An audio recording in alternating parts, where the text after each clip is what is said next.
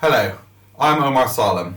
My daughter was rushed to A&E at Whipps Cross Hospital in East London just 7 days after she was born. She received great care in A&E, but she was also neglected for hours on the children's ward later on. The next day, Boris Johnson visited my daughter's ward, and I took him to task about my daughter's treatment and the state of the NHS. The NHS is under incredible strain. It is being destroyed by years and years of austerity. Doctors and nurses are working under huge pressure, waiting lists are getting longer and longer, many hospital buildings are in disrepair, and broken equipment is going unfixed. The NHS is a great institution, but we cannot take it for granted. I learnt that almost 20 years ago.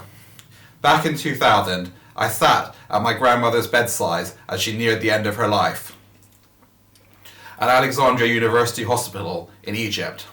The hospital was dirty and poorly equipped.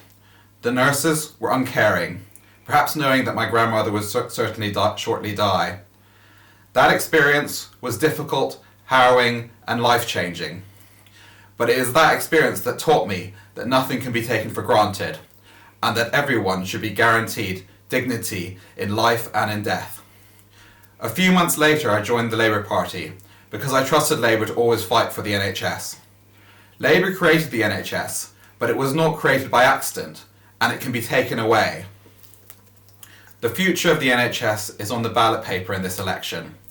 If the Tories win, they will continue the underfunding of the NHS that has brought it to its knees. They will also offer up the NHS to Donald Trump as part of trade deal negotiations with the US.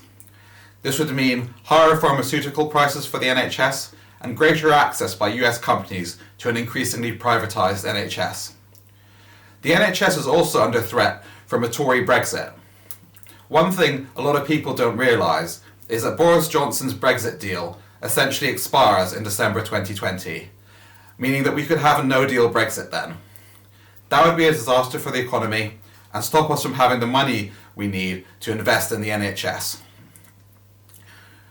The Prime Minister's only use for the NHS is to spin and mislead the public about it, like having the cheek to claim that the government is building 40 hospitals when funding has only been allocated for rebuilding 6 hospitals.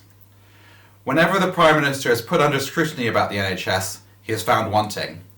Look at what happened when Boris Johnson was asked by a reporter to look at a photo of Jack Willamette Barr, the 4-year-old with a suspected pneumonia, forced to lie on a pile of coats on the floor of Leeds General Infirmary. The Prime Minister grabbed the reporter's phone and put it in his pocket. That's not the reaction of someone who cares.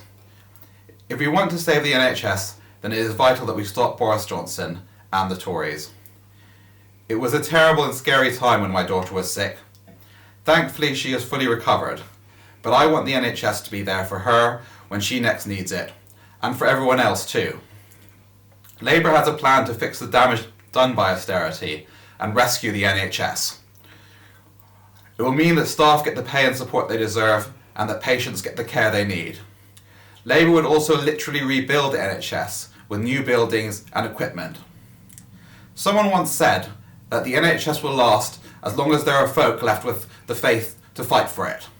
Labour is fighting for the NHS. Please join us on Thursday in voting Labour. Let's save the NHS together.